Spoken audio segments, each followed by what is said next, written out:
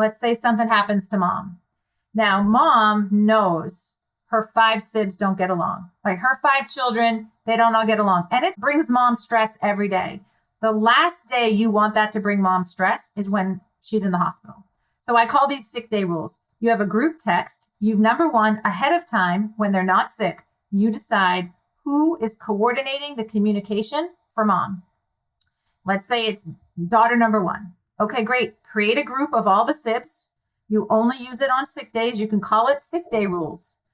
If something happens to mom, for that caregiver, the communication is a huge burden. So they use this group text. They're the only ones communicating with the providers. Providers don't have time to talk to the 5 of you because you don't get along. Mom needs to know while she's in the hospital recovering from her heart attack, her children use sick day rules. They're going to be talking and communicating. It's a relief to mom. You're listening to Cold Press Conversations with Dr. Jewel White Williams, a lover of numbers, lists, and a good glass of cold press juice, who is sharing episodes each week to help you explore the back end of healthcare and health sciences. Where a lot of that grit is done, we'll dive into topics covering research, education, and clinical practices, as well as guest shows with other leaders in the field. Pull up a seat and let's dive into these amazing and game-changing conversations. Hello, this is Dr. Jewel White Williams, and I am here with an amazing guest today. I have nurse Cheryl Field. She has a master's in nursing. But before we begin, I just want to say thank you very much for coming to Cold Press Conversations. This is going to be an invigorating conversation. It's very dear to me. This conversation is going to be extremely dear to me because we're going to be talking about aging. We're talking about being prepared for aging. We're going to be talking about how it is to be a caregiver and what the intrinsic parts are of being a caregiver. And that is going to be pivotal for anybody of any age. And I say that because I began being a caregiver at age 24. And as I did it for 7 people. So I'm telling you today, you are going to receive information that is valuable, necessary, and important as anyone ages, regardless of age. And it's also good for yourself because you become even more so an advocate as you move forward. I have Miss Cheryl Field. She has 30 plus years of experience in nursing, specializing in rehabilitation and post-acute area with a focus on analytics, compliance, quality, and reimbursement.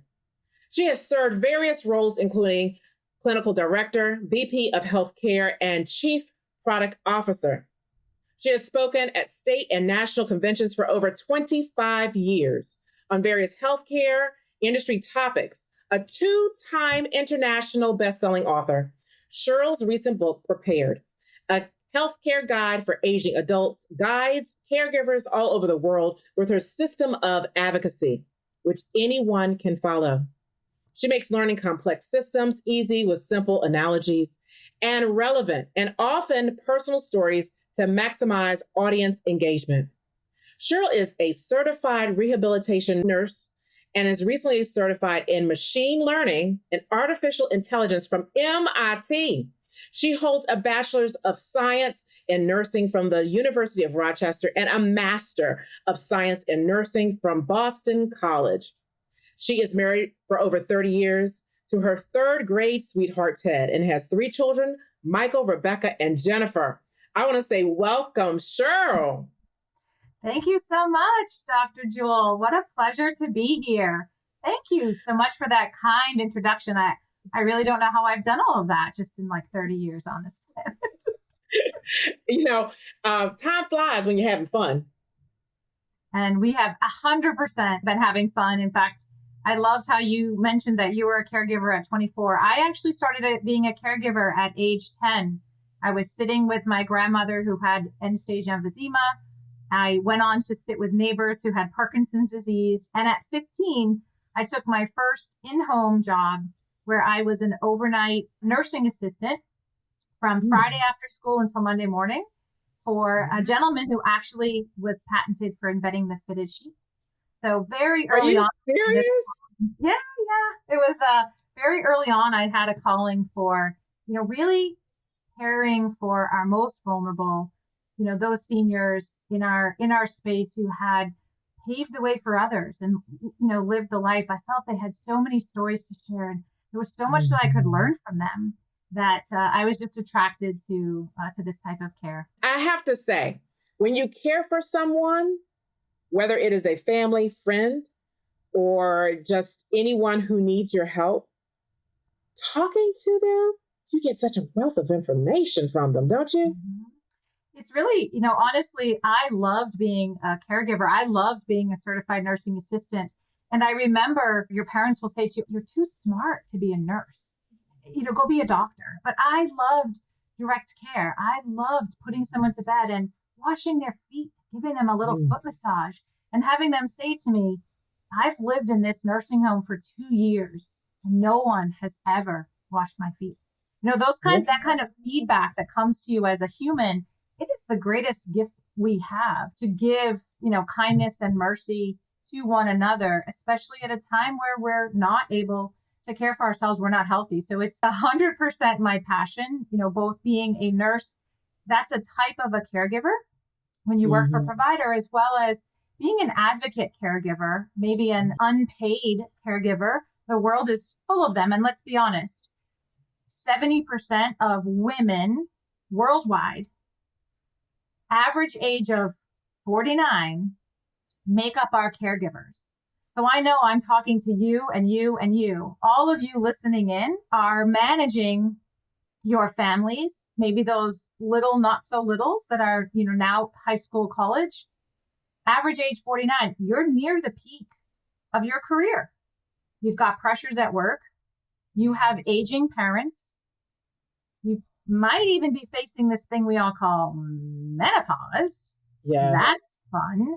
And on top of that, you have potentially a relationship with a partner that you're trying to nurture. So as a caregiver, women, you are really sandwiched between all of these pressures. And so thank you for all of you who serve in that role, paid and unpaid. It is critical to the human condition that we care for one another. And I'm just, again, so blessed that you would offer up this time where we could talk about the amount of work that I placed in this one book called Prepared, which you said caregivers or you're, an aging person on this planet. There are common themes that we all need to learn and level up in order to really get the best care near the end of life. And so that's the reason I did that writing and put that work together, because, I knew the system as a provider, a paid caregiver, if you will, but I saw a lot of gaps in the care that was being delivered from the family advocacy side. And so to fill those gaps, I designed systems that I use. And I didn't want it to be like a family recipe, a secret, those secret recipes no one shares. No, I want everyone to know my recipe. I want everyone to know that you can really guide your loved one or yourself through changes in health, through the system, and leverage, what you need from that system. And that's why I wrote Prepared. I didn't want it in my head. I didn't want it in my heart. I wanted it in the world. And so sat down to do that work. And that's why we're here tonight. Well, I'm going to say, you brought up two things that I think is important. As I was a caregiver for my parents, and it was an extended period of time because mom cared for dad, and then I cared for dad because mom died unexpectedly. The thing about it is a lot of people don't realize, you mentioned the word sandwich. It's called the sandwich generation. Mm-hmm. We talk about all the different kind of generations that we have. We have the Gen Z, millennials. We go through the whole process. But it is really a true generation, the sandwich generation.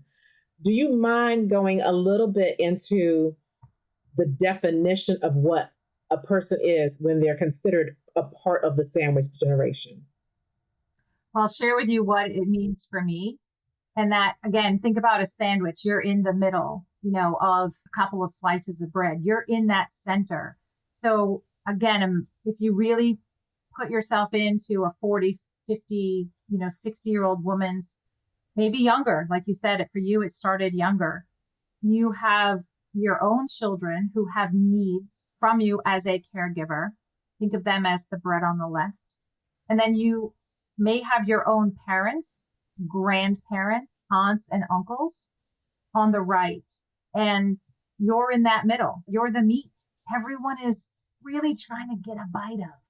They need you without even really considering your own personal needs, your needs for resilience, your needs for stress management. Then on top of that sandwich, you have your own career to maintain. You absolutely have your own health and mental health concerns to maintain. The sheer number of roles that a person tries to play becomes so complex and so complicated. They really are sandwiched between the needs of others. And as I said, everyone's trying to take a little bite out of you. And at some point you worry that there's nothing left, for yourself as that caregiver. So that's how I define the sandwich generation. But you may have a different definition from textbooks or academia that you want to share. No, not actually. I like to just say it from experience, because in which we're going to discuss, it deals with multiple areas. Your own health, because there are statistics, and I'm not going to go into it. I'm going to let you give the statistics, but there are statistics about the health of the caregiver. And one reason I realized I needed to take not a step back per se, but a step back and really take a focus on who I was while I was caregiving is because I was sitting in my parents' place reading an article, and I can't quote where it was because they had multiple articles and books and magazines, and it was about caregiving. So I wanted to read a little bit about caregiving. And they gave a statistic about how many caregivers pass before the person they're caregiving for. That was alarming to me. I'm like, hold on a second, I'm in my 40s right now. What? I can't do this. And at the time, my plate was full. Mm-hmm. I was a mom. I was a wife. And I was a principal at the same time and still caring for my family. Mm-hmm. Let's talk about that. Talk about how that actually plays a huge role in caregiving. Yeah, so I will share with you, I do a talk for caregivers and I talk with them about their stress and I talk about the gaps. And so I think the first observation that I have of caregivers is it's like they go to school and they come home with their Wonder Woman bracelets. They have this myth in their head that they have to do it all. So one of the first questions that I ask them is I actually make them pretend that as a caregiver, look at the plan you have in place for your loved one. And are you the cook? Are you the taxi? Are you the housekeeper? Are you doing the lawn? Are you removing snow? Are you doing their bath? Are you doing hopefully your own bath? Are you doing all of the laundry? Are you going all the grocery shopping? Are you physically moving them about? Plus doctor's appointments, plus. Now, if you're doing all of that, I have them draw a picture, of all the multiple roles they're fulfilling. And then I say, well, what happens to your loved one if you're not in that picture? To your point, the stress will oftentimes create heart attack, stroke, depression. How about just plain old illness? Your immune system is so impaired by that chronic stress, you get everything. Especially, like you said, you were a principal, you were working in, the petri dish of schools, bringing all that stuff home to yourself and to your parents. So I make them draw on paper all the roles. Then I make them erase themselves. And I ask them to look at how far apart are those resources? How close to completing the gap are they? If they are everything, their loved one has nothing.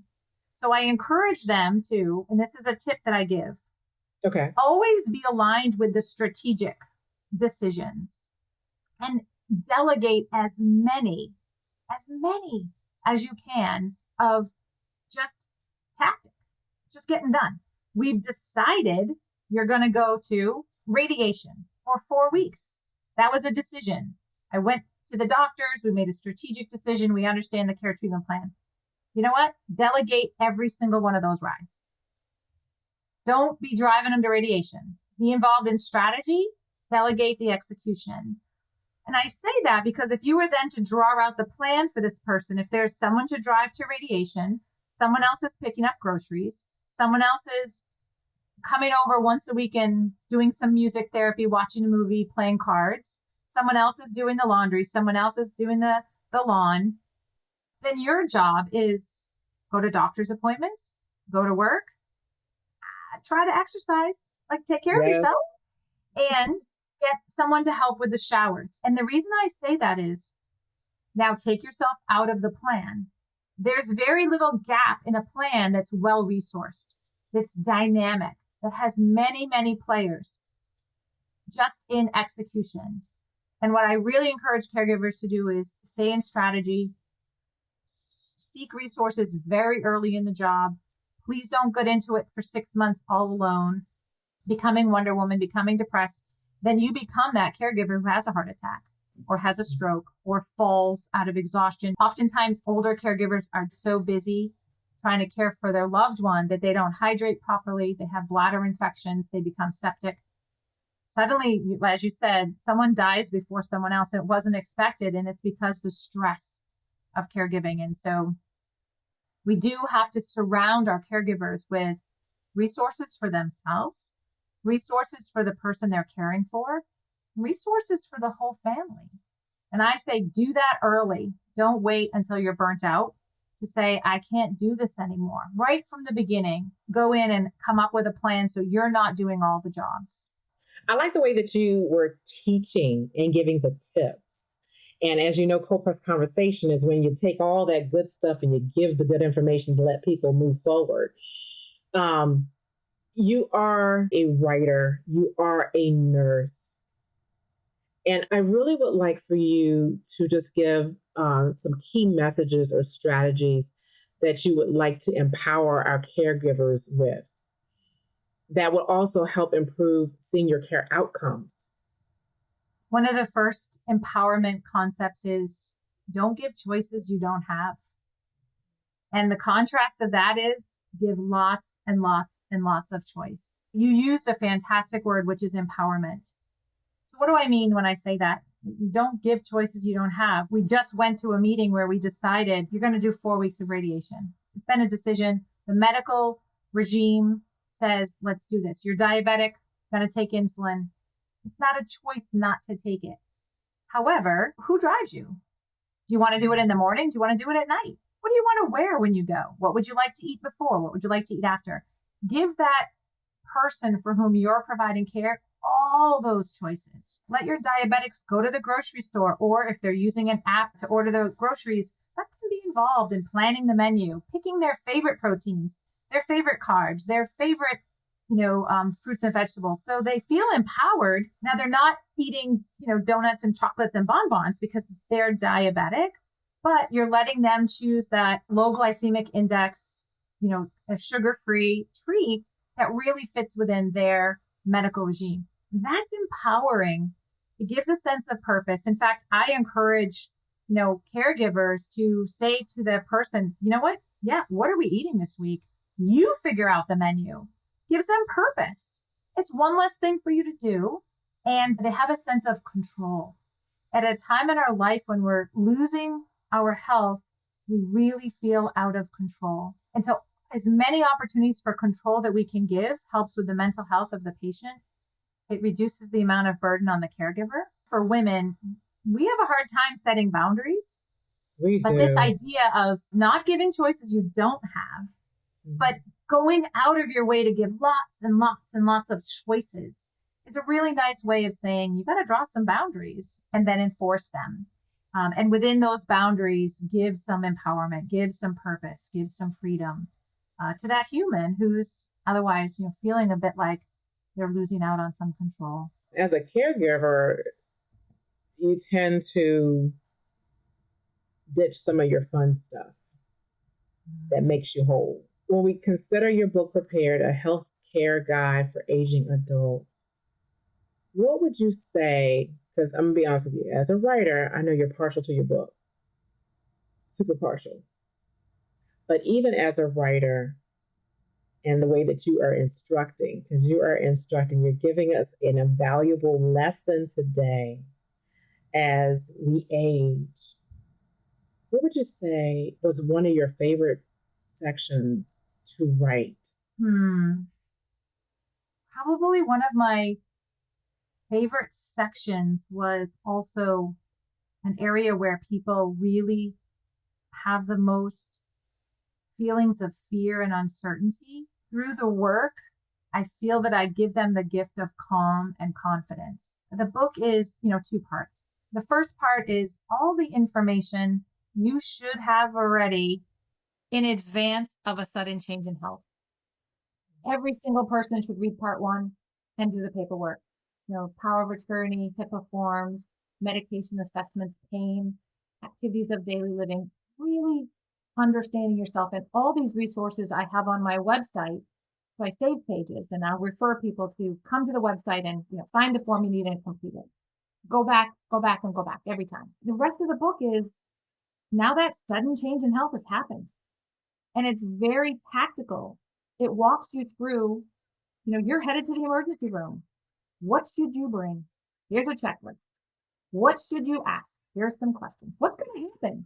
Because you don't know. The same is true for the hospital phase. And the part that is so hard for people that are aging is facing a short stay in a nursing home for rehabilitation. Nobody wants to go. And the piece of the work that became my favorite was really thinking that decision through, thinking about it like a stock investment. You buy a stock, you don't want to sell it on the way up. Like you want to let it go and go and go before you sell.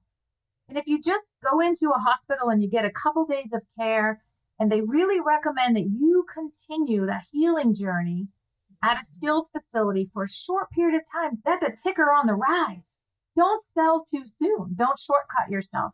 See the positives that you can gain from those providers, leverage the offerings that they have. And in order to do that, you have to level up. So I teach them, here are the names of the people by title you're going to see when you get to that center. Here's what they do. Here's what you can ask them. And the parts where you partner with them to leverage what you need from the system with a goal of going home. And at what point can you go home safely that you're going to stay home and not, end right back up in that hospital setting.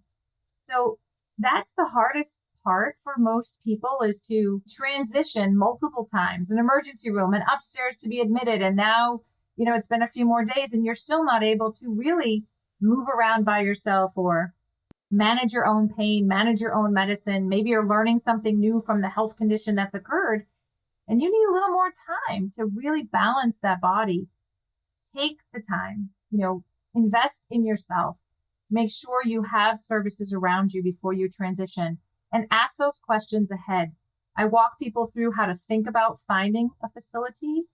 I try to demystify some of the rating systems. They do a terrible job helping you to understand if the facility is really going to be able to meet your needs. So kind of walk them through that systematically. It's a hard part here and it's a hard part here, but there's so much good that comes from that partnership. I'm glad you mentioned that. I also work with the community paramedic program. I'm the one who helps with the scheduling. I may attend the IDT meetings.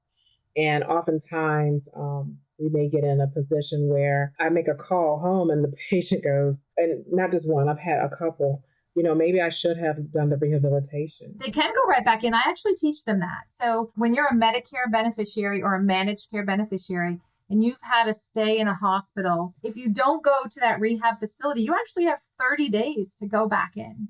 So thank you for mentioning it. Thank you. Yeah. You know what? I sort of teach it like an amusement park. You know, when you leave an amusement park and they stamp your hand, do you want to come back today? And I'm like, you always want to think you're coming back, but you're not coming back that day. Right. But the stamp that the hospital puts on your hand when you leave, it's good for 30 days. So you could re-enter that rehab facility and receive those skilled services for 30 days from the time that you leave that hospital When you do go home, I know the nurses tell people this, but in the haste and the panic and the rushing to get home, nobody remembers that, oh, by the way, if things don't go well when you get home, you could actually go to that rehab facility. Now you have to make a phone call, make sure they have a bed, get all that information ahead of time. However, it's an option. And I want people to know that so they don't get home and really decline to the point where, they become septic, they pass. People unfortunately wait too long to re-access healthcare. And that's the poor health outcomes that I see. And that's why the important messages within Prepared actually level up. The only person really accountable for your health outcomes is you. Mm-hmm. And so I want everyone to have, me as their expert by their side as they're moving through the system, and have, like I said, I didn't want it to be a knowledge base and a recipe, a system that I know and I follow. I want it to be a system that's simple, that everyone can learn and follow every single time it happens. And from being a caregiver, going in and out of the hospital is a repetitive process, as sometimes the uncertainty and the fear can be overwhelming. But if you have a plan and you have a system, you go in with confidence. And, recently a member of my family who has a copy of the book had a neighbor that they were advocating for through a transition. And so, this person says to me, you just don't understand. I'm running around the hospital with, 4 or 5 different bookmarks in the book. And I'm just turning to the page and saying, okay, do you see this? I need these answers. And the feeling was, although this person wasn't medical, they actually knew what to do. Mm-hmm. It gave them a confidence, it gave them direction. And that's what I really want to make sure. There are 60 million Americans just in the United States over the age of 65. And every day, 10,000 more reach age 65. And that's going to continue for another, 3 to 5 years. Yeah, they did say. My real concern is they are not prepared for the sudden changes that are coming. So I want themselves and or their adult children, their caregivers, their neighbors, whoever is in their circle, to know about this very affordable resource that gives them that empowerment, that gives them that calm and that confidence. I'm not saying it's going to be easy, but I'm going to say you're going to go in with a plan, which makes you in charge and not just, I don't want to say a victim of the system, but you get lost in the system. You really do get lost with misinformation and misguidance and just uncertainty. You don't know where to turn. And Prepared turns you into a well-organized, assertive, confident advocate caregiver. It takes away the overwhelm. That's what you're trying to do, is take away that overwhelm. The first time go round, it was only because I'm a researcher. I like to figure out what to do. And and the process did go pretty smooth. One more nugget. Yeah. I think this is like the $1 million nugget. I call it sick day rules. Not every family member gets along. Mm-mm. However, there are people in the family who should be communicated with in case, let's say, something happens to mom. Now, mom knows her 5 sibs don't get along. Like her 5 children, they don't all get along. And it brings mom stress every day. The last day you want that to bring mom stress is when she's in the hospital. So I call these sick day rules. You have a group text. Number 1, ahead of time, when they're not sick, you decide who is coordinating the communication for mom. Let's say it's daughter number 1. Okay, great. Create a group of all the sibs. You only use it on sick days. You can call it sick day rules. If something happens to mom, for that caregiver, the communication is a huge burden. So they use this group text. They're the only ones communicating with the providers. Providers don't have time to talk to the 5 of you because you don't get along. Mom needs to know while she's in the hospital recovering from her heart attack, her children use sick day rules. And they're going to be talking and communicating. It's a relief to mom. So for all of you out there who, it's okay that you don't get along every other day, but when somebody goes face down in your family, you all get along for the betterment of that person. And they know ahead of time, this is how you're going to behave. It reduces the stress, which is enormous. at that time when something happens to your loved one. It reduces that tension of not getting along. And I think in a nice way, it sometimes shows people that they actually can get along more than they thought they could. And that's the reason why I was bringing up, it was smooth. But I've been in situations where it's not personally, but for others. And I've witnessed how it can't be. And I'm glad you talked about the sick day rules. That is so important. And it helps out the hospital. It helps out if they're in a nursing home, assisted living, or even in a larger independent facility that actually has someone who speaks on their behalf. It gives them that option to have that one person to talk to instead of trying to return 5 and 6 and 7 calls because of cousins, sisters, children. It can go on and the list can get more expansive. And don't be that person. I'm loving it. Don't be that person who says, I'm calling anyway, right? I'm going to call the hospital anyway. I know you are the one that's doing it, but you know what? I'm going to do it anyway. Don't be that person. Here's why. When you make that call, you take that nurse away from the bedside. It's either coming away from your mom or someone else's mom. And there are just not enough hours for nurses today. Our nurses are stressed. We as family members, we have to partner with our nurses and we have to behave, where we have to acknowledge this and we have to behave. So have this conversation with nobody being sick. Set it up ahead of time, like a fire drill. You don't wait for the house to be on fire until you figure out where you're going to meet in the yard. It's done ahead of time. And stick to the rules. It'll help the providers give better care to your loved ones. And it'll help the caregiver or the coordinator of information who's really dealing with a lot of stress. They don't need to have 4 phone calls at the end of the day giving everybody an individual update. No, one text group, send out the message. People can ask questions in the group. You answer the questions in the group. It's concise. It's easy. It's an important tip to reduce the stress for caregivers. I'm so glad you mentioned that. Of course, I have some other questions. I just want you to just reiterate one thing. We both are mentioning the hospital. There's a team at the hospital. And a lot of people who have people who are at the hospital, they just see maybe just the doctor. Or they say, oh, there is the social worker. But there is, in fact, a large team that discusses and tries to give the best care. And that social worker or that case manager, because remember, there are multiple people, and it's 9 times out of 10, it's the case manager. And the case manager, 9 times out of 10, is a nurse. A lot of people don't realize that. They're like, oh, no, it's not just, it's a nurse. Someone who that's why you have a nurse navigator. There's so many pieces to the puzzle. And that's why I needed you here today. I wanted them to hear it from you. And being a nurse who is really in to understanding why we must be prepared when we're working with our loved ones.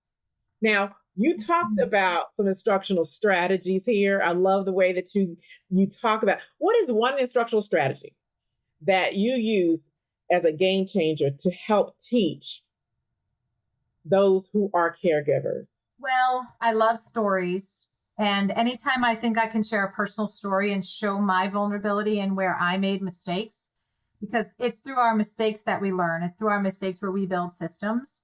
So I do, as an instructional strategy, I like to be open, honest, raw, and share stories around where, even as a nurse, things that I might have known academically, but I didn't know it coming in as a caregiver. I really can't emphasize enough the importance of being prepared. And you mentioned that, you've worked as an EMT, you've come into the home in an emergency where someone is maybe down on the floor, whatever.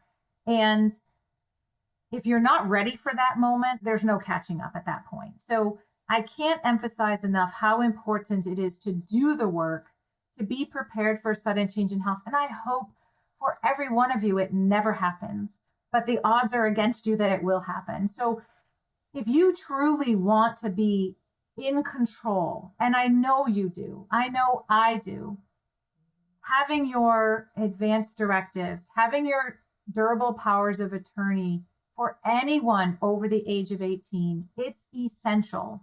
In the absence of you being able to give instruction in the moment, someone in a court system will make decisions for you.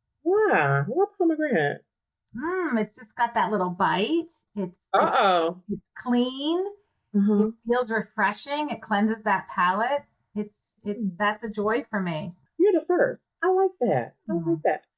Well, audience, hopefully you got a lot of nuggets from this. Cheryl Field, she is a MSN, RN, and everything in between because she has written this book called Prepared, a healthcare guide for aging adults. And it's providing valuable guidance to caregivers worldwide. She's taking it where she is simplifying the complex systems through engaging storytelling and analogies. And it's important for you to please go on and get this book. Tell them where they can get it, please, Cheryl. You can get it on Amazon, Walmart, Barnes and Noble, any place, Books a Million, wherever you buy books, you can grab it there. You actually can also go to my website if you want a personalized copy. My website is www.cherylfield.com. And I'm happy to, include a little note for someone and send it off to you in the mail. So however is best for you to get a copy of Prepared, it's just best for you to get a copy of Prepared. And honestly, thank you so much.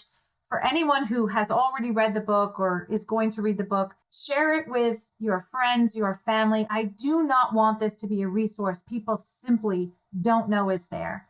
So I'm on a mission to get to those 60 million Americans, and I cannot do that without a whole lot of help. You're going to get there. You're going to get there. I'm telling you, we're going to make sure people hear It's about gonna happen. Prepared. It's going to happen. It's like that old commercial. They told two friends and so on and so Right. on. Remember those commercials for adolescents, I think, in the 70s. What is it called? How you're only like just a step away from someone who you know who's famous. That's right. I have to say that I have had an extraordinary, ordinary life. I'm a regular down-to-earth gal, and I'm so honored to share my knowledge and my passions and my secrets with everyone. So thank you so much for your time. And thank you, audience, for listening. I know this was a long conversation. Message me on LinkedIn, message me on Facebook, come to my website, join my newsletter. If I can be of service to you, please send me an email. I'm here to serve. That is amazing. Thank you once again, everyone, for tuning in to Cold Press Conversations. We've had the phenomenal guest, Cheryl Field, and I thank you for coming on and presenting to us so many tools so that we can be prepared as we age and as we caregive for others. May each one of you have a wonderful, wonderful day. I hope you enjoyed this episode of Cold Press Conversations. If you love this episode as much as I did, I need you to head on over and subscribe so you never miss an episode. This is Dr. Jewel signing off to health and cognitive happiness.